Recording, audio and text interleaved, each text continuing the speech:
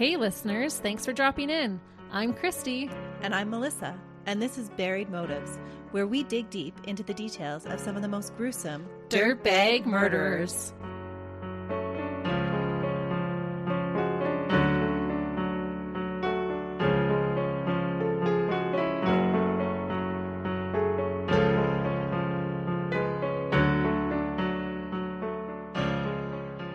Hey listeners, Welcome back to Buried Motives. we're glad you're joining us this week. And if this is your first time, welcome. We're hoping after our giveaway that we had, that we maybe have a few new listeners. So if you're new, we hope you'll enjoy the bumpy ride that we're going to have today.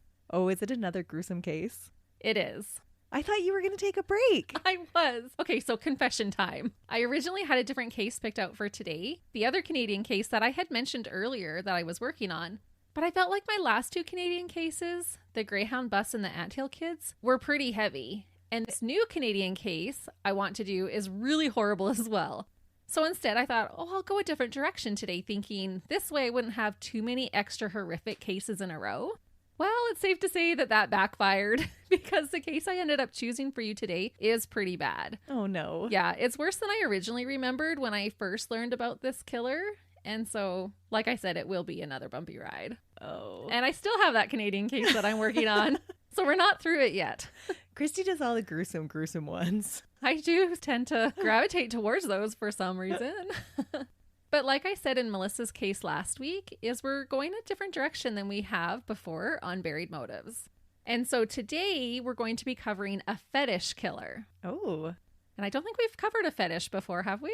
I don't think so. No. So tell me how you dug deep into those motives. It starts really young. Really? Which is shocking. Yeah. Okay.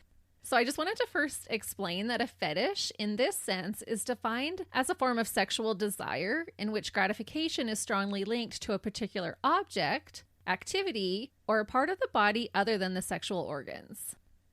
So those people that have feet fetishes. Right. Oh, I can't do feet. Then you're not going to like this case. Oh no. It's feet? No. Well, not quite, but the killer we will be discussing this week has a fetish that is linked to an object. High-heeled shoes, to be exact. Oh. So it goes with your feet. Oh, you picked this one on purpose, didn't you? I didn't know you had a thing with feet. Or did I? I think you did. Maybe I did. But that isn't why I picked this case. Okay. I just thought we haven't done a fetish killer, and I thought this would be an interesting one for us to discuss. All right, well, tell me more. All right, so this American serial killer has been given the name the Lust Killer, as well as the Shoe Fetish Slayer. Have you heard of him? I haven't heard of him, no. But I tend to stay away from feet in general. That's true. Well, you might be cringing a little throughout this case then. Before we start, I do want to point out that finding women's high-heeled shoes attractive is not what we are talking about. It's not the same thing as having a deviant fetish about them. This goes way above and beyond a simple attraction. And absolutely no hate towards any of our listeners who might have a harmless fetish of their own. Oh, I have many high heel shoes. Half them I don't wear because they're too high for me, but I love them. Oh yeah. I just wanted to differentiate between, an attraction and a fetish. And some fetishes, even if you have one, are healthy and okay. But this fetish goes beyond that healthy and okay level. Okay. Our creepy dirtbag killer today is Jerome Henry Brudos.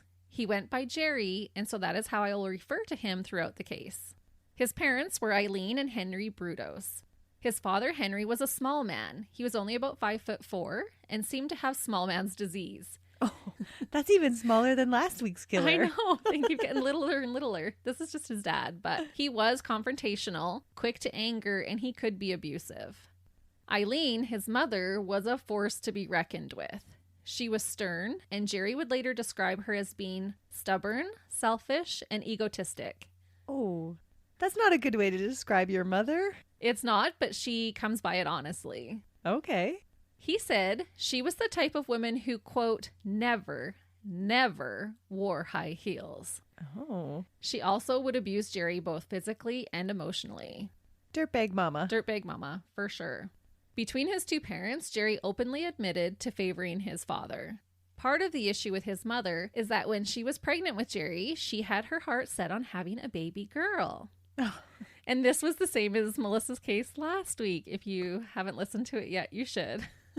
But Eileen had already given birth to a son named Larry a few years prior. When Jerry was born in Webster, South Dakota on January 31st, 1939, Eileen was openly disappointed and never really got over the fact that Jerry was not what she wanted. Oh no, that is never good. It's not. Larry, Jerry's brother, and I was like, Larry and Jerry. Like, that would be hard, but Larry would absolutely be raised as the favorite child, which would be so hard for any kid to endure. And I was thinking about it and I thought most kids claim that their sibling is the favorite anyways, but in this case, it is true. Larry was allowed to do what he wanted, while Jerry had to do the chores. His mother would say it was because Larry was gifted. He needed more time to work on his schoolwork and such. It sounded like all the men, including Jerry's father, were kind of scared of his mother, and so they just let her rule. That sounds like an awesome household. Yeah, she ruled the roost. But unfortunately, that meant that the Brudos household was not a very affectionate one, because she was not an affectionate woman. If mama ain't happy, nobody's happy. That's right. But if you were Larry, you had a great childhood. If you were Jerry, not so much. Oh, she treated them that differently? Yes. Oh, wow. Yeah. Larry was allowed to just do what he wanted and was doted on. And Jerry was kind of like the male version of Cinderella in his home. Oh. Jerry would be the victim of some pretty serious trauma starting at the age of 5. So I wasn't kidding when I said this starts young. Because Jerry was so neglected, he was allowed to just roam free and play wherever he wanted during the day. His mom didn't really care to keep an eye on him or spend any time with him.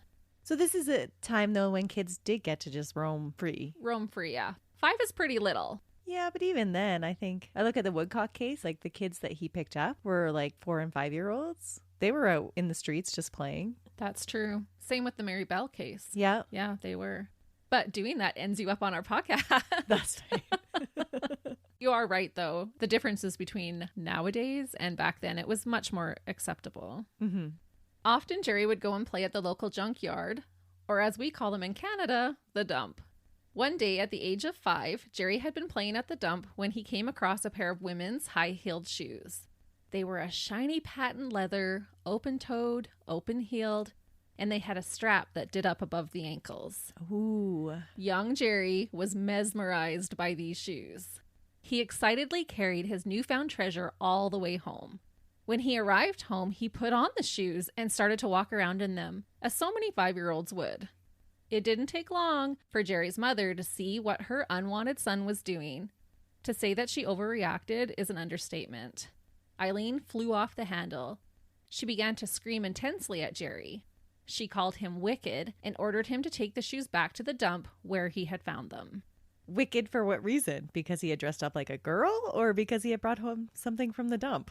Because he had dressed up like a girl. Oh, okay. Yeah. It's that time frame. It is that time frame, yeah. So there's no RuPaul's Drag Race yet. No. And he wouldn't know any different. He had never seen high heel shoes before. Yeah, it was an innocent thing. Mm-hmm. Totally innocent. Any 5-year-old would be excited to put on the shoes that he had just found. It was like a treasure. Mm-hmm. He was excited about it. And he wasn't hiding it because he didn't think it was wrong. Nope. And it shouldn't have been. She should not have reacted that way. Jerry recalled later that he was so confused. He didn't understand what he had done wrong, but he couldn't bring himself to part with the shoes. Instead, Jerry hid the shoes and would pull them out to play with when no one was paying attention to him.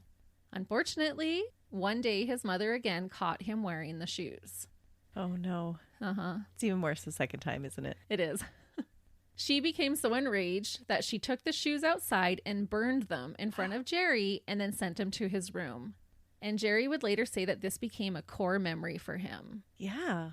A valued possession, and she just burned it in front of him? Yeah, I told you to take those back. And she was screaming, top of her lungs, I'll teach you. I'm going to burn these shoes. So does this teach him to keep his fetish secret? He does, yeah. This is just the tip of the iceberg. But this is his first fascination with women's shoes. And we'll talk about this a little bit later too. But had she reacted different, experts believe that maybe he wouldn't have even had this fetish with shoes. So does he become a shoe salesman? No, he doesn't, actually. What? No. That would have been a healthy outlet That for would have him. been. That's true. He could have been touching women's feet and putting shoes on them all day. Jerry, if we could only rewind and tell him. Interlocked with this core memory about the shoes are 2 other things from when he was 5. First, a woman neighbor of theirs. Jerry remembers how nice she was to him. It was the only place he felt loved. She unfortunately became very ill and could no longer spend time with Jerry. Oh. So that little outlet was taken away from him at the same time. Second, again at this same time, Jerry was best friends with a little girl who ended up getting tuberculosis and died when she was only 5 years old as well. Oh, that is sad. But again, that's the time. It is. This death was extremely hard on Jerry. He remembers grieving about it for a long time, and it doesn't sound like he received much comfort at home about it. So at 5 years old, these three things really intertwined to the point where later people would say that he couldn't talk about one experience without talking about the others. That makes sense, though. It does. Those are all big things to happen in a 5-year-old's world. For sure. When you already feel unloved and you know your mom didn't want you. And those are your two support people. Right. Trying to support the family, Jerry's father moved them around a lot for work, and as a result, he wasn't home much. When Jerry was in grade 1, they were living in Riverton, California. Jerry's grade 1 teacher would often wear high heels to school. Reportedly, Jerry tried to steal one of her extra pairs that she kept under her desk. They were found in his backpack before he could take them home. Oh, no. And I'm thinking, this, of course, is going to be reported to his mother. The teacher didn't really make a big deal of it, thankfully. Okay. Yeah. Good job. Yeah. She found them in his backpack. He hadn't taken them home. And he's still little. Yeah. 6. Yeah. He's grade 1. Yeah. So she didn't make too big of a deal about it. Experts would later comment about how strikingly young Jerry was to become obsessed with women's shoes. I kind of noted this already, but they explained that it was more likely about his mother's overreaction to the shoes than the shoes themselves. They became exciting and forbidden fruit to young Jerry. He didn't understand the arousal that it caused inside of him. Never create a forbidden fruit. No, do not. Jerry was sick a lot as a child. He had measles, various infections, and violent headaches, which resulted in him failing the 2nd grade, even though he had an above-average IQ. Why did he have so many headaches? I'm not sure, and that continues even into his adulthood, the violent headaches. His brother Larry was popular and excelled in school. Jerry got along okay with his older brother Larry, but it was noted that Larry was noticeably more conventionally attractive than Jerry. Jerry was short and stocky, red hair, blue eyes, freckles, and wore glasses. And he was described as just kind of being plain. Sex was a taboo subject in his home growing up. So as he got older, he didn't have anyone to really talk to about his urges or what sex was all about. My youngest just started sex ed, and he was so open about it last night, telling me all about what they had learned and everything, and I thought it was awesome. It's so funny how our kids react so differently. But I think it's great when your kids can openly talk. Yeah. Because they need that. Well, and wouldn't you rather them ask questions of you than ask questions of their friends? Absolutely. Yeah, Let's get the correct information, not the made up stuff. Yeah. And I think that would invite a feeling of safety and security that no subject is off topic. I can talk to my parents about these things. Yeah. Unfortunately, Jerry didn't have that. And this meant that as his shoe fetish increased, he was left on his own to figure out why he felt the way that he did. That's too bad. While still a child, around the age of 7, Jerry's parents invited another family over for dinner. The couple had 2 teenage daughters and a son around Jerry's age. During dinner, one of the daughters said she wasn't feeling well, so Eileen told her that she was welcome to go lay down in one of the bedrooms, which she did. This daughter had been wearing high-heeled shoes, and Jerry was enthralled to the point of waiting until she fell asleep and then sneaking into the room where she was napping. Oh, no. Remember, he's only 7. Okay, so he's not going to do anything to her. No, but Jerry does carefully remove one of the shoes from the sleeping girl's foot. He had unexplained feelings being ignited inside of him, and he desperately wanted those shoes. Upon removing the shoe, the girl woke up. And I did read different reactions regarding the teenage girl. Some said because of his young age, she viewed the ordeal as fairly innocent. Perhaps he was just helping her since she had fallen asleep with her shoes on. Others said it freaked her out and that she shooed him out of the room. Pun intended. But regardless, it was a bit of an ordeal. Yeah. So he's getting braver too, at 7 years old, to take the shoe off of this young girl. And was his mom aware that he had done this? There was no reports of retribution for his actions for that. And if the girl thought that he was just being kind, like, oh, she fell asleep with her shoes, I'll take them off for her. Yeah. She's not going to go tattling. No. When Jerry was starting to hit puberty, his family moved to Grants Pass, Oregon. While here, Jerry met a friend who had sisters. The 2 boys would sneak into their rooms to explore the girls' undergarments. Jerry's fetish would now grow to include women's underwear.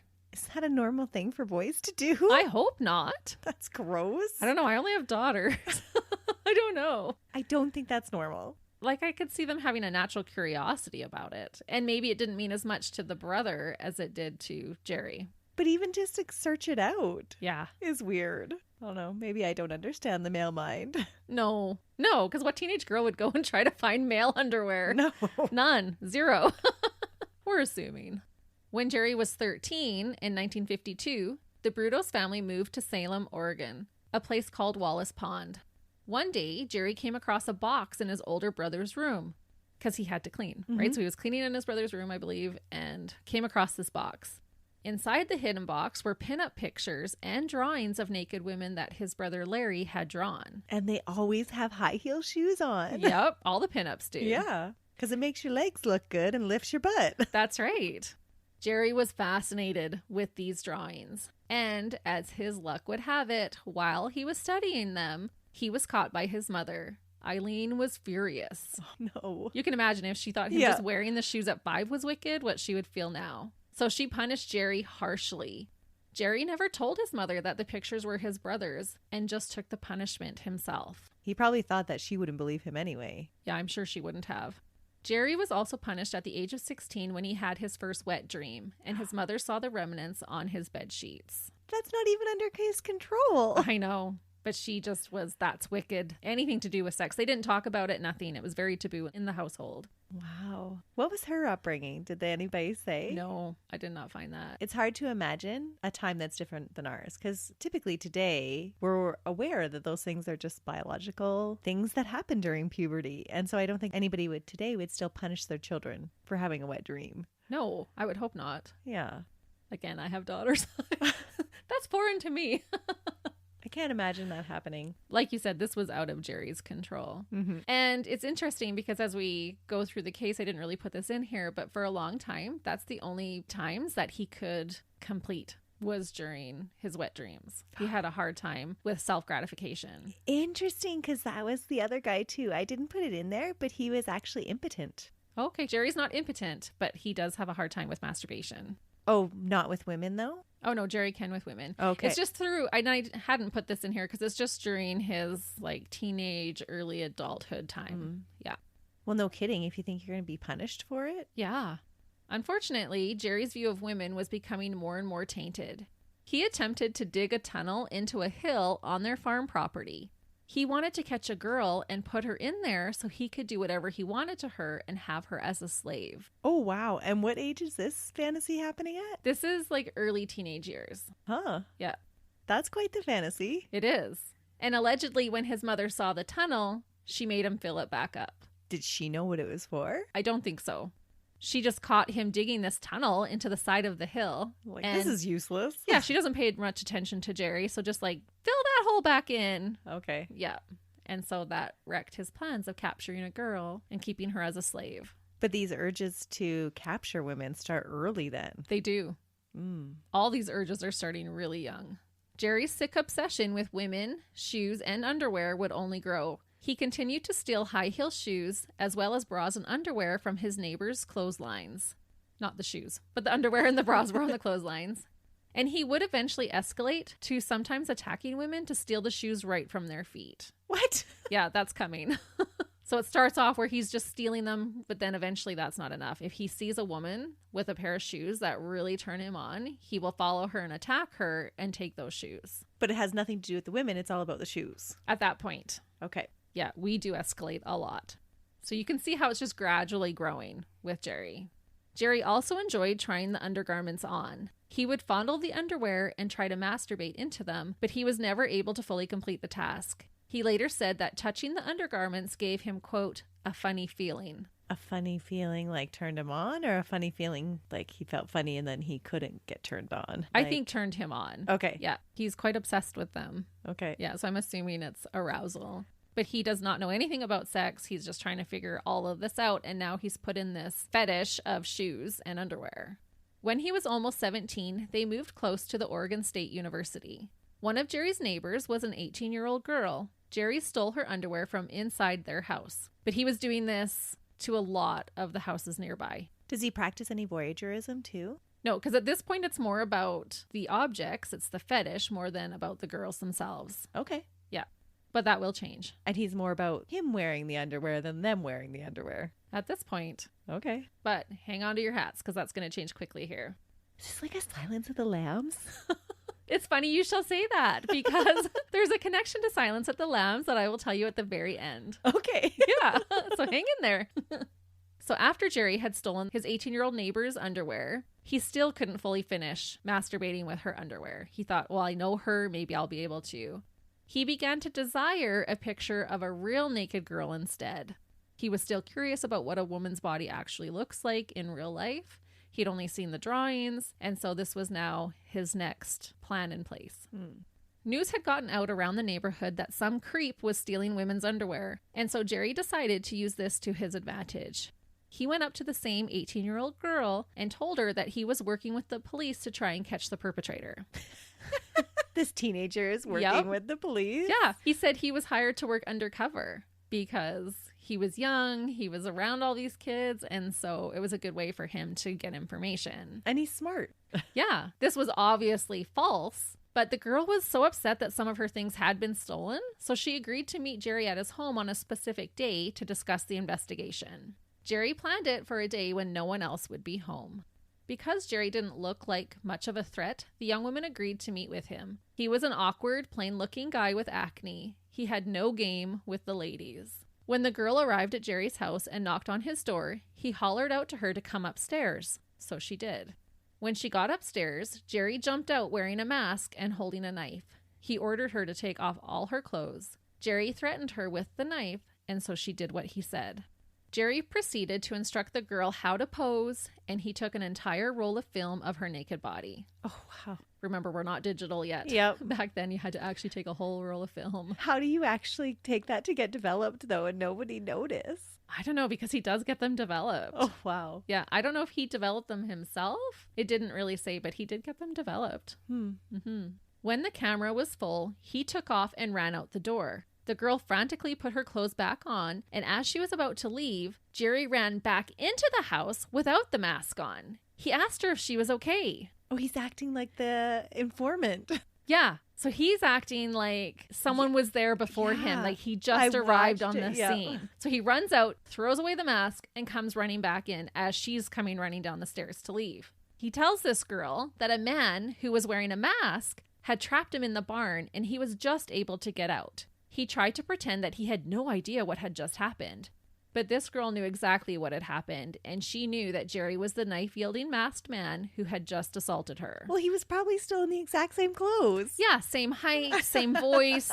Yeah, dumb. I thought you said he was above average intelligence. He is above average intelligence, but he just didn't think that went through. He thought he would trick her, I guess. Yeah. The young woman was able to play it cool long enough to get away from Jerry and leave the house. Sadly, she didn't report the incident at that time, and Jerry just assumed that he had fooled her. This girl later told police, quote, "I knew who it was all the time. I wasn't fooled by the mask and his phony story about being locked in the barn, but I was afraid of him. I was scared if I told, he would find out and he would kill me." Oh, really? So it had rattled her enough that she just got out of there and didn't look back. She was no longer viewing him as this innocent teenager that was helping the police, that's for sure. Well, and you're an 18-year-old girl and someone has just made you strip naked and taken pictures of you? Like, that's very traumatic. Jerry quickly developed the film so he could really see what a female body looked like, naked. He was too nervous during the ordeal to be able to fully enjoy it. Because he had this mask on, he's just trying to take the pictures as quick as he could. His first reaction was that she looked funny. It wasn't what he was expecting. But he used the photographs in combination with her underclothing to try and pleasure himself. And did it work? Didn't say. That was the whole purpose of it, though, It was right? the whole purpose of it, yeah. But he was a little bit disappointed with the outcome. Because he's probably looking at those pinups and thinking that that's going to look the same as this poor, terrified girl who's like crying and being forced to pose for these pictures. How many males have been disappointed when the women they are with is not like a pinup? Right. When you take that push-up bra off, it doesn't look the same as it looks inside the push-up bra. And especially with all the airbrushing nowadays. Yeah. And he's had no experience with a girl or a woman at this point, right? This would have been the first woman that he saw naked. Almost a year later, in April of 1956, 17-year-old Jerry was able to convince a girl who was the same age as him to let him give her a ride home. Jerry started to act like they were on a date. and the girl became confused. She had only accepted a ride and did not think that this was a date. So he's like, hey, do you want to ride? I think they knew each other from school. Yeah. And if I remember correctly, I think she was coming home from work or something like that. And he's like, oh, I can drive you home. And then he's acting all coy and doting like this is a date. Yeah. And she's like, a weirdo, what are you doing? Like, you're giving me a ride home. Awkward. Yes. As I'm sure you can gather, Jerry had no plans to take this girl home. Instead, he drove to a deserted farm. When they stopped, he pulled her from the car and started to viciously beat her. He ordered her to take off her clothes, but the girl fought back. So did the beating happen before she started to fight back? Because beating doesn't seem like it's within his character right now. No, but he Unless escalates to that. Okay. This is about a year later. He's still up to his shenanigans of stealing the clothing and shoes and that kind of stuff. I don't know if he thought he was going to woo her by acting like he was on a date. And so when she was turning him down, I think he got angry. They went to this deserted farm. He pulls her out, starts beating her, telling her to take off her clothes. And she was fighting back. She's like, heck to the no. Just so scary, too. Like going to a deserted farm, no one's going to hear you even scream there. By what can only be explained as a miracle, a couple just happened to drive by the abandoned farm and saw the car pulled over, so they stopped to help. The girl could barely speak because of the blows to her mouth. Jerry told the couple that she had fallen from the car, and that's why she was injured and so hysterical. Yes, those kind of injuries happen just to your mouth. And who just falls out of the car? This isn't like a toddler who accidentally opened the door. This is a 17-year-old girl. So they didn't believe him? No, the couple did not believe him. And when they said, yeah, we're not buying that, he said, well, actually, a different man was attacking her when I drove by, so I stopped to help her. So then he's starting to act like, oh no, I'm the hero. Someone else was doing it. Get your story straight, Jerry. That's right. Thankfully, the couple's BS meter was working, and they insisted on taking this girl with them. They did not believe what he was saying. But surprisingly, Jerry agreed to go back to their house as well, and once there, the couple called the police. The police came and subsequently searched Jerry's bedroom. There, they found the women's undergarments and shoes that he had stolen, as well as the pictures he had developed. Jerry said that he had purchased the underwear himself, and he tried to explain the pictures away by saying a different boy took the pictures and threatened to beat Jerry up if he didn't get them developed, but he hadn't returned for the pictures yet. Again, I thought he was smart. Right? Yeah, that is the most ridiculous story. No one's buying it, Jerry. It would have been much more believable if he was like, yeah, that was my girlfriend. Yeah, but she was crying. This was that 18-year-old girl, neighbor. Yeah. She was crying. You could tell it was not a consensual thing, right? Gotcha. The girl he assaulted had bad bruising and a broken nose. During this investigation, the girl in the pictures finally came forward and told her story about what Jerry had done to her as well. Jerry was arrested for assault and battery, and upon investigation, he was committed to Oregon State Hospital for an evaluation and treatment. Doctors had a difficult time diagnosing Jerry. One said his issue was, quote, adjustment reaction with sexual deviation and fetishism. A different doctor diagnosed Jerry with a, quote, borderline schizophrenic reaction. Through this whole case, no doctors can really diagnose or agree what is happening with Jerry. It's hard to get two professionals to agree on the same thing. Right. And this is the 50s, where it's probably not as cut and dry. And they both could be right, really. Adjustment reaction with sexual deviation and fetishism. And definitely sounds like it. A borderline schizophrenic reaction. They both could be in there. On April 16th, 1956, one psychiatrist made a written statement regarding Jerry. I'll paraphrase just some of it because it was pretty long. The doctor said Jerry did not appear to be mentally ill. His speech, thought, and psychomotor activities were within normal limits. His flow of thinking was relevant, logical, and coherent, but tended to be evasive due to embarrassment. He was depressed, but without signs of suicide, homicide, or destructive urges. Without homicide? And without destructive urges? And I wrote in my notes, what? Because that's exactly what got him into the hospital here, is these destructive urges. The doctor continues, he had a hard time controlling his temper and was not fearful over what would happen to him and felt some guilt over getting caught, but not for taking the naked photographs. His intellect was deemed functional, but his insight and judgment were questionable. It was also noted that Jerry himself felt like something was wrong with him and wanted to find out what it was so that he could be cured. That's interesting. It is. Having no self-preservation instinct is interesting. That doesn't happen very often. And he had no guilt over what he had done. just of getting caught, which is like dirtbag 101. Mm-hmm. Jerry did receive treatment in the hospital psychiatric ward, but he was allowed to go to school during the day at North Salem High. He received treatment for almost 9 months. His parents insisted that they didn't want him back home until he was cured. It sounded like they were not that supportive or invested in Jerry's quote-unquote recovery. They were probably just happy that somebody else was dealing with the problem. Right. Eventually, Jerry was allowed to leave the hospital. They said he was not considered dangerous, but that he needed to grow up. Unfortunately, not a lot was known yet about the development of a serial sexual predator, because the signs were there, and he talked openly about some of his sadistic urges. One of those urges being keeping a dead woman in a freezer. What? Yeah. And he's telling people this, and what was that statement? That he has no homicidal tendencies? Right. And that he's not considered dangerous. And he just needs to grow up. I don't know. If my son or my patient was saying they want to keep dead women in a freezer. Might want to pay attention to that clue. Yeah. I don't know that I would be sending them home. Jerry was able to graduate high school. He was especially gifted in math and science. He also had a talent for electronics. But not for social. Not for social. And this is kind of interesting that true to common serial killer fashion, Jerry was not remembered later by any of his teachers or peers. In fact, at the end of his killing spree, one of his defense attorneys actually went to school with Jerry but had zero recollection of him. He just fit in and melded into the background. Yeah, he was just like the wallpaper, which is quite common for serial killers. Jerry went to post-secondary school. First, he attended Oregon State University, and then he went to Salem Technical Vocational School to become an electronics technician. On March 9th, 1959, he joined the U.S. Army and was sent to both Fort Ord, California, and Fort Gordon in Georgia. Ooh, military history. Yeah, that's another sign, isn't it? Not a sign, but it happens often in their pasts. While in the Army, Jerry received advanced training in the Signal Corps, which is a branch of the United States Army that creates and manages communication and information systems for the command and control of combined armed forces. If Jerry wasn't such a dirtbag, this would have been a fitting career for him. He really excelled at it. However, while in the Army, Jerry started to make up a story about how a Korean woman kept coming into his bed at night wanting Jerry to have sex with her. He said he had to beat her off of him. Needless to say, no one bought what he was selling. And due to this bizarre behavior, Jerry was discharged from the Army. I'm surprised he liked the Army at all. There's no high heels there. No, that's true. And maybe that's why he's making up this fantasy in his mind. To get out, Yeah. But they're all sleeping in the same barrack. They're all there. And he says every night he has to literally beat a Korean woman off of him because she wants him so bad. So they're like, okay, bye, Jerry.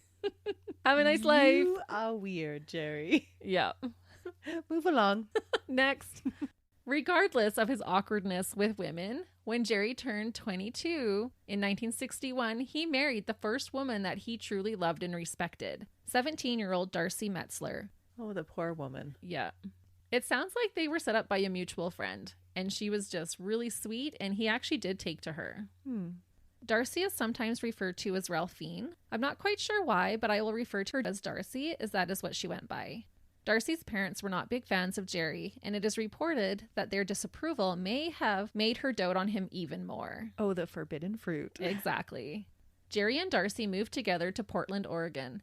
They had 2 children together, first a daughter and then a son. And for a while, things were going well. Their first couple of years were okay. However, before long, Jerry's sadistic urges would return. Honeymoon period's over. Yeah. Well, and it sounds like it happens even before the second one is born. There's some trouble in paradise. But it gets a little weird. Reportedly, Jerry asked Darcy to always be naked when inside their house. Completely naked except for one thing. Can you guess what that one thing was? High heel shoes. Of course. Can you imagine cooking and cleaning and taking care of a baby without any clothing on and always wearing high-heeled shoes? She actually did it? She did it. What? Yep, she did Eventually, though, Darcy tired of this. She talked about how bad her feet were hurting, always wearing high-heel shoes. And as their daughter got older, she convinced Jerry that she should probably wear clothing. And so Jerry agreed. Could you imagine the mailman dropping off the mail? I know. Vacuuming, you got to make sure your blinds are closed all the time. And it's not all that attractive either. I was like, you're squatting to clean a toilet, naked? No. It's like that Seinfeld episode. Oh, with the pickles. And she's opening the pickles. That's true. Yeah. But it sounds like she did do it for quite a while. Wow, I'm impressed. Mm-hmm. I would have been hard no, man. Yeah, I'd be like, you do it. You go first. But Jerry maybe would have liked that. Who knows? To strap on the high heel shoes again? For sure. There were signs of trouble between the two when Darcy didn't want Jerry in the room while she gave birth to their son. So he was there for the daughter, but by the time the son was born, she didn't want him in there. Jerry was up to no good. He returned to his old ways of sneaking into women's homes and stealing their bras, underwear, and high-heeled shoes. Soon, Jerry escalated to attacking women for these items. In May of 1967, Jerry followed a woman home when he became obsessed with the shoes she was wearing. He attacked her in her home and strangled her to the point of unconsciousness. While she lay there unconscious, Jerry raped her. Oh, that's a new escalation. Yeah, and this unlocked a new fetish for Jerry, having sex with an unconscious woman. He left her there, but took her shoes. He wouldn't be connected with this attack until after he would be caught. Oh, wow. Yeah, I guess semen DNA testing wasn't a thing then. No. To store these items without his wife finding out, Jerry made himself a workroom. Oh. Yeah, it was basically his garage. He had a fridge and a freezer in there, and the rest of his family was forbidden to enter. He even locked the room so that they could not go inside. And I read in one account that he convinced his wife that it was needed so that her and the children wouldn't hurt themselves with all the dangerous tools and such that he had out there. Apparently, he even set up an intercom system for Darcy to use to communicate with her husband instead of entering the room. Warning, warning. Yeah, I wrote, red flag, baby girl, red flag. So he didn't even want her to come in, like to open the door, dinner's ready, or, the phone, whatever. He didn't even want that. She had to intercom first, and then he would come out of the room. Like, they were not allowed in there, and it was locked up, and only he had the key. That is ridiculous. It is. Did she know what he was doing in there? We're going to talk about that. Okay. But at this point in time, he's just created this so that he can start storing these items. But he's going to use this workshop a lot more. I normally store my shoes in the freezer. Yeah. Well, wait till you find out what he does store in the freezer. It's not good. With his workshop in place, Jerry was now ready to escalate his attacks. And escalate he did. He would go on to brutally murder at least 4 women between 1968 and 1969. Oh, that's a short time. Mm-hmm. Yeah, and he only stops because he gets caught.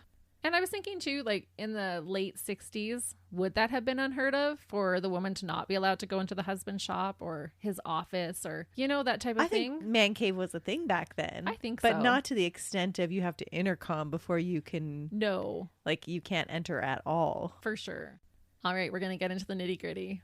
Jerry committed his first known murder on January 26, 1968. A 19-year-old woman named Linda Slauson was in Jerry Brudos' neighborhood selling encyclopedias door to door. And I'm not sure if any of our younger listeners can even remember having encyclopedias in the house, but that was like, I remember as a kid feeling like, oh, you were rich. If you had a full set of encyclopedias in your house, I'm like, oh, my friend is so rich. Look what they have.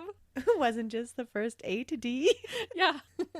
Linda was a college student and sold the books to make money while going to school. Sadly, she made the fatal mistake of knocking on Jerry's door. She is definitely a victim of opportunity. Mm-hmm. Jerry pretended to be interested in purchasing some books from Linda. He told her to come into his workshop so he could check out the books there. He made her believe that he was really serious about buying them. And she's probably thinking, yes, I'm going to make a sale. Mm-hmm. So Linda followed Jerry into his workshop, but would never come back out alive. Once Jerry had her all to himself, he knocked her over the head with a wooden plank. Unable to fight back, Jerry strangled Linda to death. So was this his plan? Was he looking at this time to find somebody that he could strangle to death? Or was it like he was just overcome with his urges and it was all a crime of opportunity? I think it was all a crime of opportunity. Okay. So he had no forethought of, okay, this next woman I'm going to meet, I'm going to strangle her and then I'm going to do this and this and this. In his confession later, it doesn't say that. Okay. As far as I'm aware from what I could find. I think it was, he was escalating. He built this room for his deviant behavior. Yeah. Yeah. And then this beautiful girl walks up to his door and it's too perfect. Mm-hmm. And so he had to, in his mind. Mm-hmm. What's extra disturbing about this is that Jerry's wife and 2 kids were in the home at the same time. So he calmly went into the house to talk to them for a while. He gave Darcy money to go buy themselves fast food. He told them to take their time at the restaurant and just bring him something home so he could stay and work in his shop. During this entire interaction with his family, Linda laid dead on the shop floor. Apparently, soon after, a friend of Jerry's showed up at the house unexpectedly, and Jerry was able to chat with him like nothing happened before sending him on his way. Which kind of goes back to that one psychiatrist saying that he has no remorse. Mm-hmm. Finally alone, Jerry was like a kid in a candy store, having a woman's body all to himself. He took his time, undressing and dressing Linda's body in different bras and underwear that he had stolen. He then proceeded to pose Linda's lifeless body in highly provocative poses. Jerry later made note of how pleased he was when he saw the red underwear that Linda was originally wearing. It was as nice as what he could have picked out for her himself. Gross. He is gross. Quite some time later, when he was finished, Jerry knew he needed to get rid of the body, but he wasn't quite ready to part with it. In order to keep a piece of her longer, Jerry grabbed a hacksaw and used it to cut off Linda's left foot. This way, he could easily keep it in his workshop freezer and take it out anytime he wanted to dress it up in different high-heeled shoes and take pictures of it. What? Mm-hmm. Ugh, crow's feet. Yeah, so he keeps his foot for Does months, he keep actually. his family's food in it too? No, I don't think so. This is just in his shop. Okay. Yeah, he has a fridge out there too. No, because he wouldn't want his wife to go out there. No. But he said having a foot made it easier because it's just a small little item that he could wrap up and then store in the freezer. Mm-hmm. So even if his wife looked in there, it's not like you're going to find a dead body. It's going to look like a roast or something. But so demented to take that out and put the shoes on it. It was like to play with for him. Jerry threw the rest of Linda Slosson's body into the Willamette River. Her body would never be found. The book company that Linda worked for didn't have any record of where Linda was that day. She was reported missing, but there was no evidence for the police to go off. Her car was later found, but had no clues to help the police know where she had been trying to sell her books. There was no struggle after all. Linda simply walked right through the front door of a killer's home like a lamb to the slaughter. Linda's death was included in Jerry's confession, but he was never formally charged because of lack of evidence. That's sad. Mm-hmm. Even when there's a confession? Yep. Yeah, but her poor family. I know. But at least he confessed to it so that they knew. Yeah. On November 26, 1968, Jerry was itching for his next kill. It had been 10 months to the day since his first murder. Jerry's second victim was 23-year-old Jan Susan Whitney. Jan was driving home for Thanksgiving on Interstate 5 between Salem and Albany when her car broke down. Two men were with Jan. Jerry described them as hippies, but Jerry saw his opportunity and couldn't resist. He stopped and offered them a ride and told Jan he could fix her car, but he needed to get the right part. He dropped the men off, and then he told Jan he just had to run into his house to grab the car part and to tell his wife he was going to help Jan fix her car. And even mentioning his wife, that would have given her a sense of security, right? I'm just going to run in, let my wife know what I'm doing. I'll be right back. Yeah. Instead of going into the house, Jerry got out of the car and hopped into the back seat where he reached around and strangled Jan to death with a leather strap. He then proceeded to have sex with her corpse. What? So we're getting into some necrophilia now. It would have been so bizarre for him to jump in the back. She'd be like, what the heck are you doing? Yeah, before she could even respond to him strangling her. Yeah, she wouldn't have even had time to react. Yeah. Because if he got out, she's thinking he's going to walk around the back of the car. Maybe she thinks he's just grabbing something out of the back seat. You would not be suspicious. No. But he does this in his driveway? Yeah, I was shocked too. He actually has sex with her in the car, in his driveway. He just couldn't wait. What? Yeah. And what time of day is this? I'm not sure. Oh, with his family in the house. Yep, right outside. With all of his neighbors potentially watching. Yeah. Oh, man. But unfortunately, nobody saw or nobody reported anything if they did. Right. Jan was deceased, but Jerry's fun was just beginning. He took her body with him back to his workshop, and once there, he dressed her up in lingerie and took sexually suggestive photographs of her, just like he had with Linda. This time, Jerry kept her body hanging from a hook and pulley system in his workshop for several days, taking it down to dress up and have sex with. And remember that his wife and kids are in the same house, just going about their days while all of this is happening. Wouldn't they start to notice a smell? Well, that's why he only keeps her for several days. Instead of keeping a foot, Jerry cut off one of Jan's breasts. He used it to make a resin mold of her breast that he could then use as a paperweight. But I thought, what a sicko. Yeah. He's like, oh, I'm going to try this time. After he was finished with her body, Jerry tied a piece of railroad iron to her and threw her into the Willamette River. Same river. But with the iron tied to her, she wouldn't float as far. Right.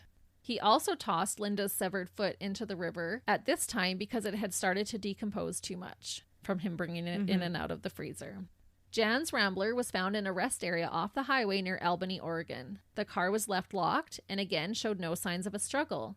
Jan had willingly got into Jerry's car with him. It was not unusual for people to hitchhike at that time.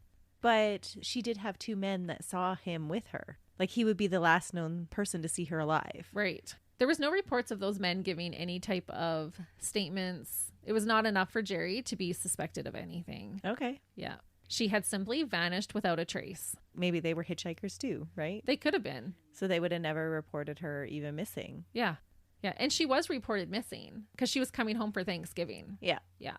Jerry got a lot more brazen with his next victim, 18-year-old Karen Sprinker. He abducted her at gunpoint from a department store parking lot in downtown Salem. Oh, wow. Yeah. And he was allegedly dressed in women's clothing at the time of the abduction. So she probably, when he came up to her, wasn't feeling threatened at all. Not at first. And when onlookers saw him, they thought it was a woman. Mm-hmm. This abduction on March 27th of 1969, only 4 months and 1 day since his last kill, he was clearly escalating. He took Karen to his workshop alive this time. He made her try on his stash of lingerie and pose so he could take pictures. He raped her and then strangled her by hanging her by the neck from the pulley in his workshop. So was he trying to determine if he had a better sexual experience when they were alive or when they were dead? Well, he's becoming more brazen. So when they're unconscious or dead, they're not going to fight back. But this time he wanted to try it while she was still alive. Mm-hmm. After she was dead, Jerry kept her body for a while to have sex with and then removed both of her breasts to make more molds. Apparently, he had kind of screwed up the first mold. Jerry later disposed of Karen's body by tying a 6-cylinder car engine to it, using nylon cord, and threw her into the same river as his previous victims. That's awful. Karen was home from college, where she was a med student, and was supposed to meet her mother for lunch at the Mare and Frank department store in downtown Salem. Her mother waited for an hour, not knowing what was happening to her daughter.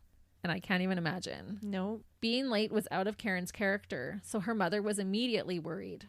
Her vehicle was found parked in the lot for the place where she was meeting her mom. She was so close and likely only minutes away from meeting up with her mother. Oh, that is so sad. Isn't it terrible? People did report seeing a strange-looking woman, but when they realized it was a man in drag, it freaked them out and they avoided any contact with him. Again, there was no evidence to link Jerry to this crime. She's just reported missing. Mm-hmm. There's no bodies yet. Continuing to escalate, Jerry only waited 4 weeks before trying to find his next victim. And we see this a lot in serial killers where first he's waited a year and then 4 months and now it's only 4 weeks. The urge just gets stronger and stronger. Yep. And the things he's doing are getting worse and worse. And he's feeling more and more invincible as he's starting to do this and getting away with it. Yeah. For sure. He would make 2 failed attempts before finally snatching his final victim. On April 21st, 1969, Jerry tried to abduct 24-year-old Sharon Wood from the basement floor of a Portland parking garage. She worked as a secretary and was leaving work to go meet her estranged husband to discuss details of their divorce. And I thought this poor lady was already having a bad day. That is brutal. As Sharon was looking for her car, she said she had a feeling that someone was behind her. So she started to walk towards an area that she knew would have more people. Suddenly, Jerry tapped her on the shoulder, and when she turned around, he was pointing a pistol at her. That would be so scary. Especially because she's listening to her instincts and I feel like someone's behind me or watching me. I'm going to go where there's more people and it's too late. So you've had that feeling before, like, oh, somebody's watching me. Are you brave enough to turn around and look? Or are you like, I'm just going to ignore it. I'm just going to. Oh, I would look. I'm just going to go faster. No, I would look. Wouldn't you? I always hate it. It takes me a while to build up the courage to do it. Like even when I get in a vehicle, I have to build up my courage before I look back because I hate the empty back seat. Honey, you're supposed to look at the back seat as you get in the car because by then it's too late if you've already gotten in and you're sitting there for a minute. But sometimes I'm distracted and I don't always think to look because sometimes I do. But then sometimes I get in and I'm like, I didn't check the back seat. And then I'm too afraid to look in the rearview mirror. No, you'd already be dead by then. Unless they're waiting for you to stop at your next location. Aren't these wonderful things that women have to worry about when we get into our cars? One thing that I have learned is it's okay to be rude in these situations. Because sometimes as women, we want to be so polite and we don't want to seem weird or make someone else feel awkward. Yeah. But if I look back and there's some weirdo staring at me or behind me and I feel weird about it, I have decided that no longer am I going to worry about how he's feeling. If I want to change to the other side of the road or start walking quick or run, whatever, you do it. You listen to too much true crime. I do. But I think we have those instincts for a reason. Mm-hmm. If the elevator door opens and some sketchy person, or even if they don't look sketchy, if you have a bad feeling about it, wait for the next elevator. Who cares if you hurt their feelings? Yeah. Or get off. Yeah. And 9 times out of 10, it's probably harmless, but you don't want to wait for that 1 out of 10. Yeah. So having the pistol pointed at Sharon, he tells her not to scream. But instantly, Sharon's fight response kicked in and she started to scream and try to get away. Jerry grabbed her and got her in a chokehold. He was about 100 pounds heavier than her, but she didn't let that stop her. Sharon kicked Jerry with her high-heeled shoes and tried twisting the gun from his hand. Because she was still screaming, Jerry put his hand over her mouth. Sharon decided to bite. She bit into the fleshy part of his palm until she drew blood. Jerry managed to wrestle her to the ground by grabbing onto her hair and slamming her head into the concrete. Just then, another car started towards them. And being the low-life coward that he is, Jerry grabbed his gun and fled the scene. And now she's seen him. Now she's seen him, yeah. Yeah. And thank goodness for that car. And I remember watching an Oprah episode as a kid. I watched a lot of Oprah growing up. But they were talking about abductions, and I'll never forget the advice that they give. They basically said fight and do all you can to not be taken to a secondary location. Yeah. Because your chance of survival goes way down once you reach that second spot. Mm-hmm. If you get taken to a new location, the perpetrator at that point has more control over the situation. And thankfully, this is exactly what Sharon did. She fought, and she did live to tell her story because of it. But then you also hear the recommendation that you shouldn't fight back and just give them what they want. This is in regards to being taken to a secondary location. So if it's like a robbery, you give them what they want. Exactly. Yes. Robbery, anything like that, you give them what they want. He's trying to get her into his car. If she had gotten into that car, she would be his victim. When the police interviewed Sharon, they had no idea that 3 other women were already dead. They had no idea yet the monster they were truly dealing with. The very next day, after attempting to snatch Sharon, Jerry attempted to abduct 15-year-old Gloria Jean Smith. Gloria was from Salem and was walking home from middle school. Jerry had a gun and tried to force Gloria into what was later identified as his mother's green Volkswagen car. Thankfully, Gloria saw a woman working in a nearby yard and started to scream to her. In the commotion, Gloria was somehow able to break free. Jerry panicked and quickly took off in his car. And I thought, can you imagine later for these 2 women realizing what you had escaped? Yeah. You'd be so grateful. You would. And traumatized even just with the chance of having been one of his victims. Sadly, the following day, on April 23rd, 1969, 22-year-old Linda Sally would not be so lucky. She was out shopping to purchase a gift for her boyfriend. Her boyfriend became worried when she didn't show up to meet him later that evening, and she also didn't show up for work. She was last seen around 5:30 p.m. leaving a jewelry store. Her car was found in the Portland's Lloyd Shopping Center parking lot with no sign of a struggle. Her boyfriend was investigated but was not deemed a suspect. Jerry had used a fake badge to tell Linda that he was an officer and said she was suspected of shoplifting. He told her to get into his car so he could take her in for questioning. He took her to his house and tied her up inside his shop. This dirtbag left her in the shop bound up while he went in and had dinner with his family. No way. Yep, so they're eating their pot roast and this poor woman is bound up inside his shop in the garage. And he must have had her mouth bound. Mm-hmm. After dinner, when he returned to his workshop, Jerry proceeded to rape and strangle Linda to death with a leather strap. Again, he played dress up and had his way with her body. Being the demented dirtbag that he is, Jerry decided that Linda's breasts were too pink to cut off. Oh. And so instead, he hung her body up on his pulley and tried to shock her body with an electrical current to see if he could make it jump. He's an electrician, remember? He inserted wire into her ribs to try and make her dance, but this experiment failed. That is sick. Yeah, so he's just playing with these bodies like an object. No regard for them at all. He eventually tied her body to a car transmission, again using nylon cord, and dumped her body into the same Willamette River.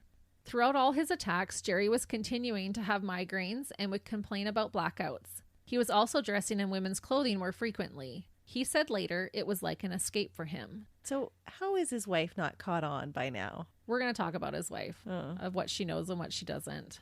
After murdering each woman, he would dress up in high heels and pleasure himself. A few weeks later, on May 10th, 1969, Linda Sally's body turned up in the Long Tom River near Monroe. The Long Tom River is a tributary of the Willamette River, where Jerry dumped the bodies, which basically just means it's a river that flows into a larger river. So the two rivers were connected. A fisherman spotted what looked like a bundle of rags, but it turned out to be Linda. Linda had to be identified by her dental records. 2 days later, on May 12th, Karen Sprinker's body was found in the same area, because then police were out looking and they found Karen's body. Police noticed that the knots used to tie these two women's bodies to car parts was unusual. This led the police to believe that the murders were committed by the same person. The two bodies dumped in the same area attached to car parts didn't trip them off to that? Well, you can never be too sure. I mean, anytime you have an investigation, you want as much evidence to kind of connect that. And so the knots were so unusual that was, okay, we for sure know, or we're pretty confident that this person is the same. They also noticed that Karen's breasts had been removed and that she was dressed in a black bra that was too big for her. The bra was stuffed with brown paper towel to fill it out and absorb bodily fluids. So he had dressed her before he threw her in there. Okay. And so underneath was this black bra that was too big. He had removed her breasts. So he put paper towel in there so that it wouldn't leak all over the place and to fill out the bra. That's weird. That is weird. It's like these are like his paper dolls or something. Yeah. Both autopsies determined that the cause of death was asphyxiation. During this time that Jerry was on a frenzied spree, he began trying to set up blind dates for himself through the Oregon State University. What? He's married? Well, yeah, he's married, but he's murdering and raping women. So, but this is how he's going to find his next victim. No, this is actually how he gets caught, because he's now murdered his last victim. I heard in one documentary that he would call a girl's dormitory and ask to speak with a random girl's name. And a lot of the time it worked. A girl with that name would come to the phone. So he just picked a name out of the hat. He's like, hey, is Jennifer there? And he would luck out if a Jennifer was there and would come to the phone. He told them he was a Vietnam veteran and would then try to charm her into going on a date with him. One of the students later admitted to meeting Jerry for a date. She said the heavy-set man with light hair and freckles freaked her out when he started talking about women going missing and the ones who were being found dead in the river, and asked her how she knew he wouldn't do something like that to her. Oh, what a dirtbag. Right? He wanted to see her reaction. And just, are these girls in the university, are they scared? Are they scared of this guy? Like now that the bodies have been found? And just so bold to say that to her. Red flag. Run. Yep. Run. So she does. She runs right to the police. When she reported it to the police, they asked her to set up a second date with this man the next time he called so that they could catch him. Could you imagine coming up with an excuse to leave that date early? No, I got a stomach ache. I don't know what you'd say. Because that's even before cell phones. You can't even like text your friend to be like, call with an emergency. Yeah, that's right. The woman agreed. And a few days later, Jerry called her dorm and made plans to meet up with the college student. Jerry showed up for the date and the police were able to take him in for questioning. He was definitely a strong suspect for the newly discovered murders, but they didn't have quite enough evidence to arrest him. Well, they just have to do a search warrant. Police noted how calm Jerry was while they questioned him. They said this meant one of two things. Either he was innocent or he was clever and arrogant and didn't have any remorse for what he was doing. It's the latter. It's the latter. And that does describe him perfectly. Yeah. On May 26, police were finally able to gather enough cause to enter Jerry's home in the 3100 block of Center Street Northeast for a search. One of the biggest contributing factors in getting the warrant was that one of the women who he had failed at kidnapping was able to identify him as the man who tried to take her. They were also able to start linking his location to the places where some of the girls had gone missing. Inside his workshop, police found copper wire that had been cut with the same tool that cut the nylon rope found attached to the weighed-down victims. They also found rope, the breast mold, pictures of female victims, some of which had their heads cut out of the pictures to make the pictures more anonymous. There were pictures of himself as well in women's underwear, and police discovered his collection of shoes and underwear.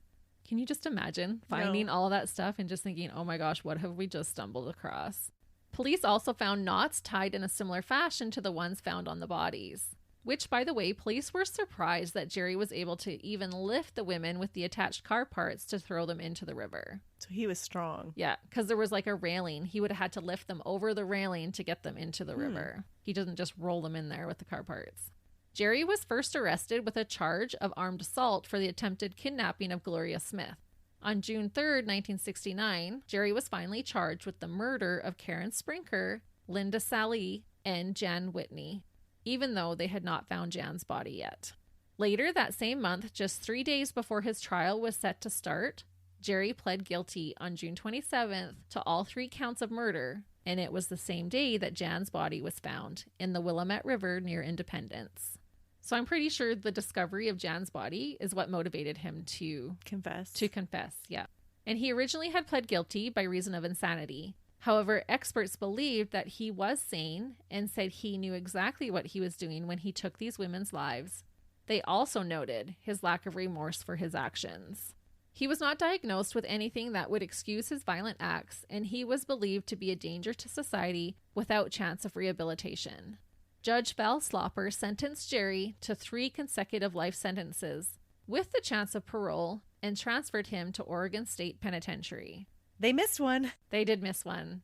And like I said earlier, since Linda Slauson's body was never recovered and there were no photographs of her in his collection, Jerry was never formally charged with her murder, despite his confession regarding her horrific death. He is also a strong suspect in at least 6 more murders, but he was never charged with any of those deaths. Oh, wow. Jerry did try to appeal his sentencing, but lost. One of his reasons is that he said he was suffering from hypoglycemia at the time that he offered his guilty plea, so it shouldn't have been accepted. What? Yep. He's like, I had hypoglycemia. I shouldn't have been able to admit to murder. Oh my goodness. He also said he assumed that his life sentences would be concurrent rather than consecutive. He thought he could serve his time all at the same time. Doesn't happen, buddy. One of the detectives who helped track down Jerry said, quote, he was one of the true monsters of the United States, or the world, perhaps.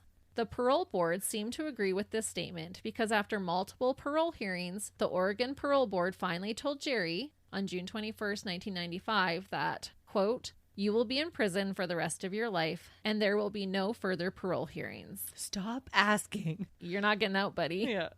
And nor should he. No, not at all. No. Especially since he hasn't even been convicted of all the crimes he committed. Right. We know he did 4 and possibly 6 more, or who knows even how many, really. Yeah. He was out of control.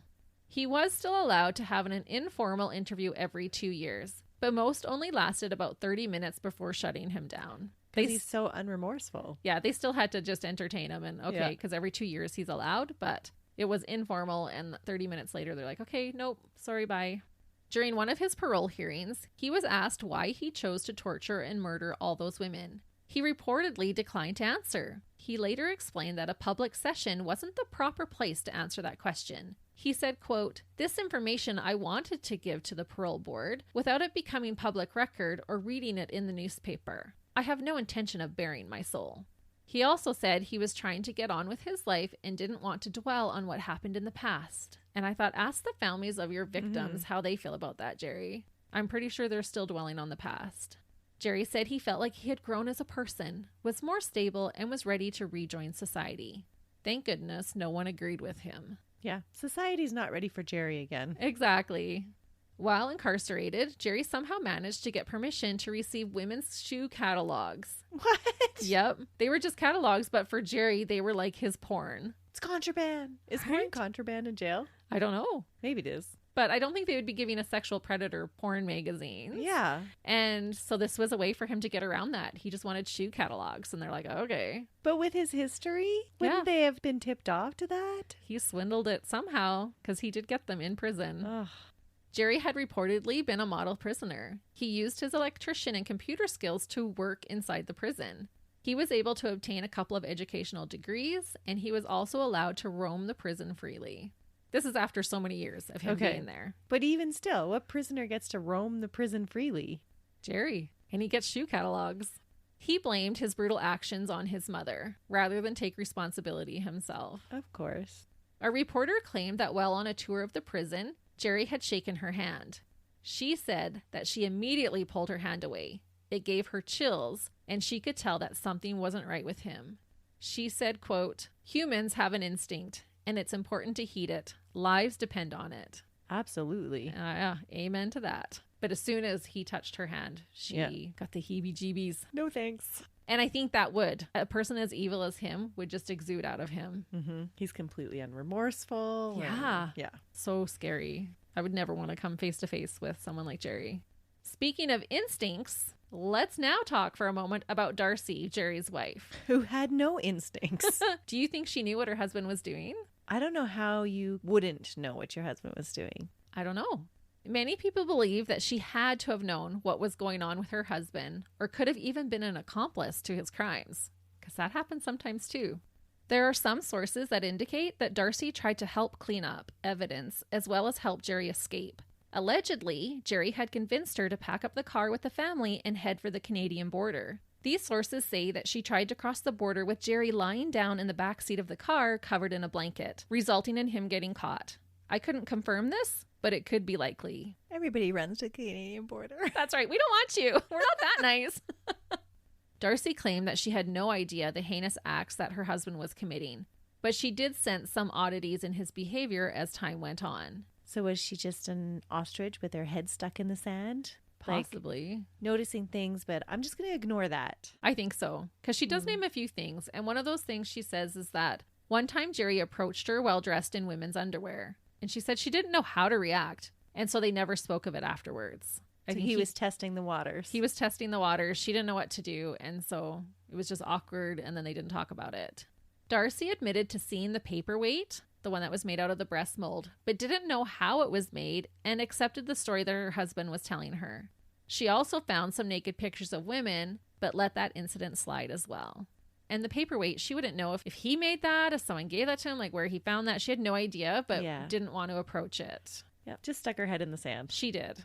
To her and their friends, Jerry seemed like a mild-mannered family man. He never swore, he didn't drink, he didn't smoke, he wasn't abusive, he didn't have a bad temper. So this was not something that they were suspecting him of doing. Maybe even more reason for her then to turn a blind eye towards what his other indiscretions were. Right, because it sounded like he was an okay husband and father. And he wasn't beating her. Yeah, no, he was providing for the family. So she was just letting those things slide. Yeah. And if we think about, too, her being raised in the 40s, women were supposed to please their husbands and men ruled the house and they could do what they wanted. So I feel like we can't victim blame her too much. No. But Darcy was actually arrested. What? Yeah, and she was tried as his accomplice, but was found not guilty. There was absolutely no evidence to prove that she knew what was going on or that she had participated in any way. But they did go there. I mean, it's good police work. They have to figure that out, right?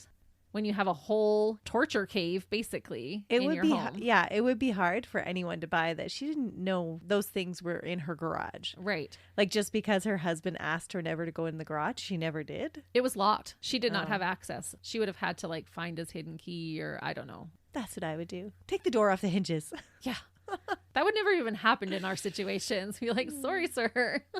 Yeah, that's your first red flag. Anyone listening, if your spouse, male or female, has a room that you're not allowed in, or a desk or a closet or anything, I think you better go look. Privacy is one thing. That's a whole nother level. Yep, absolutely. In 1970, Darcy divorced Jerry. She moved out of Oregon with their 2 children and reportedly changed all their names. Oh, good. Those children need to be protected. Oh, for sure. And that's why I didn't even put their original names in there, because I do feel like she was just another victim in his wake. Even if she had some suspicions or inklings. At 5:10 a.m. on Tuesday, March 28th, 2006, Jerome Henry Brudos died from cancer at the age of 67 while incarcerated at the Oregon State Penitentiary. No one claimed his body and he was buried in the prison cemetery. At the time of his death, he was the longest incarcerated inmate in the whole state of Oregon. Well, that's surprising because he didn't actually live that long. He served a total of 37 years. Yeah. Jerry's sick crimes have been covered in pop culture. He is portrayed in an episode of Mindhunter, Season 1, Episode 7 and 8, if you're interested. And here's our connection to Silence of the Lambs that you brought up at the beginning. The actor who played Buffalo Bill in The Silence of the Lambs based his performance in part on Jerry Brudos. Yeah. J.K. Rowling based the serial killer in her book, Troubled Blood, in part on Jerry as well. Author Anne Rule wrote a book about Jerry and his crimes called Lust Killer. A lot of his childhood experiences I got from her book that we talked about today. Interesting. It is really well researched. If you are wanting more information on this case, I recommend getting her book. And that is the heinous and disturbing case of an extremely wicked and heartless killer, the disgusting necrophile, low-life dirtbag, Jerry Brudos. The one you thought you were taking a break with. I know. I was like, I'll do this one. It won't be as bad. That was pretty disturbing. It was pretty bad. But I had learned about this case a long time ago, and so I had forgotten a lot of those details until I started researching. But once I was researching, I was in, and I was like, no, I'm doing this case. Yeah. Interesting, though. Mm-hmm. And I'm so shocked that he was able to get a shoe catalog. In prison. I know. It doesn't seem like he should have been allowed that. No, not at all. He should not have been allowed a shoe catalog. But I guess it would be on the approved list, right? Yeah. The catalog. It's not porn. It's not something deviant for most people. Right, but for him, it was. For him, it was. But if it's on the list where it's cleared. Yeah. So there you go. We've covered a fetish killer now on our podcast. Who knew that the love of shoes could drive you to that madness? Right? Feet are not my thing. Like, even to go get a pedicure to have somebody touch my feet? That's right. We got pedicures one time together, didn't we? Yeah. It's difficult for me. I love it. You can touch my feet all you want. No. And girls nowadays with the gas prices are selling pictures of their feet. So it's definitely a common fetish. Yes. Right? Yeah. But it wasn't the feet. It was the shoes. Yeah. But anyways, go and buy yourself a new pair of shoes. Just kidding. I would say the takeaway of this one is to trust your instincts. Absolutely. Yeah. Because those two women were saved because they trusted their instincts. Right. So while you're waiting for us to bring you another episode, trust your instincts. Yep. And be safe out there. And congratulations to our winner. Yeah, our giveaway winner on our social media. Thank you for everybody who participated in that. And we'll be doing another one soon. See ya. Bye.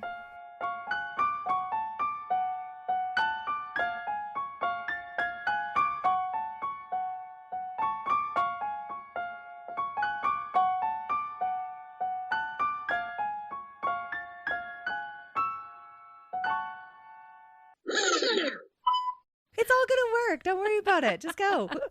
Then you're editing my episode. Jerry openly admitted. Jerry would